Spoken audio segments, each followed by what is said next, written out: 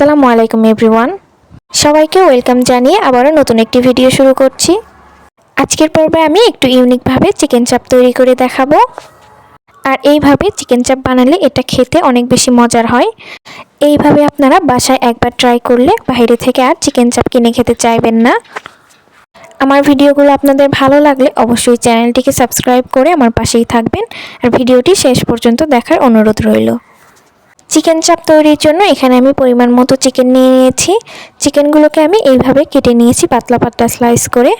এবার এর জন্য মশলা রেডি করব। তার জন্য এখানে নিয়ে নিচ্ছি 1 কাপ টক দই, 1 টেবিল চামচ দিয়ে দিচ্ছি বারবিকিউ মশলা, আদা রসুন পেস্ট দিয়ে দিচ্ছি 1 টেবিল চামচ, লাল মরিচের গুঁড়ো 1 টেবিল চামচ, তবে ঝালটা আপনাদের স্বাদ অনুযায়ী ব্যবহার করবেন, হলুদের গুঁড়ো 1 চা চামচ, 1 চা চামচ দিয়ে দিচ্ছি ধনিয়ার গুঁড়ো, লবণ দিয়ে দিচ্ছি স্বাদ মতো, টমেটো কেচাপ দিয়ে দিচ্ছি 1 টেবিল চামচের মতো, 1 টেবিল চামচ সয়া সস, সবশেষে 2 টেবিল চামচের মতো সরিষার তেল দিয়ে দিব।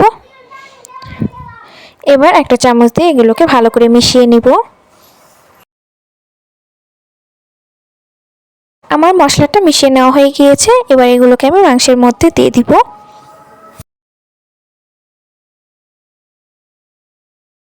এখন মশলাগুলোর সাথে মাংসগুলোকে খুব ভালো করে মিশিয়ে নিব। মিশিয়ে নেওয়া হয়ে গেলে এটাকে আমি 1 থেকে 1.5 ঘন্টার জন্য রেস্টে রেখে দিব। ফিরে আসলাম 1 ঘন্টা পর। আর এবার এগুলোকে ভেজে নিব। ভাজার জন্য কড়াইতে পরিমাণ মতো তেল গরম করে নিয়েছি আর আমি এখানে সরিষার তেলটা ব্যবহার করেছি। এবার এর মধ্যে আমি চিকেনের পিসগুলোকে দিয়ে ভেজে নিব। আর এই পর্যায়ে চুলার আঁচটা কিন্তু একদমই কমিয়ে রাখতে হবে, তা না হলে কিন্তু পুড়ে যেতে পারে চিকেনগুলো। এগুলোকে আমি ব্রাউন কালার করে ভেজে নিয়েছি। এবার এগুলোকে নামিয়ে নিব। আর এইভাবে আমি বাকি চিকেনের পিসগুলোকেও ভেজে নিব।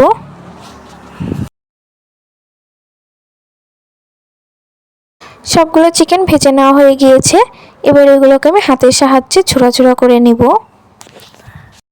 আপনারা চাইলে এই অবস্থাতেও এটাকে খেতে পারেন, তবে আমি একটু ইউনিক করব। আমি সবগুলো চিকেনকে এইভাবে ঝোড়া ঝোড়া করে নিয়েছি। এবার একটা প্যানে যে গ্রেভিটা ছিল ওইগুলো দিয়ে দিব। এগুলোকে আমি অল্প কিছুক্ষণ কষিয়ে নিব। আর এই পর্যায়ে এর মধ্যে আমি ঝোড়া করা চিকেনগুলো দিয়ে দিব।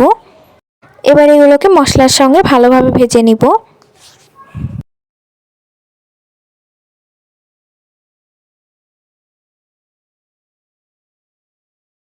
আর এই পর্যায়ে আমার সম্পূর্ণ চিকেনগুলো হয়ে গিয়েছে। এবার এগুলোকে নামিয়ে নিব। তৈরি হয়ে গেল আমার মজাদার চিকেন চাপের রেসিপিটি ভালো লাগলে অবশ্যই চ্যানেলটিকে সাবস্ক্রাইব করতে ভুলবেন না। আর এইভাবে আপনারা অবশ্যই বাসায় ট্রাই করে দেখবেন। এটা খেতে অনেক বেশি মজার হয়। এটা আপনারা লুচি, পরোটা, নান যে কোনো কিছুর সাথেই খেতে পারেন। আর এতক্ষণ পর্যন্ত ভিডিও দেখার জন্য সবাইকে অসংখ্য ধন্যবাদ। সবাই অনেক অনেক ভালো থাকবেন।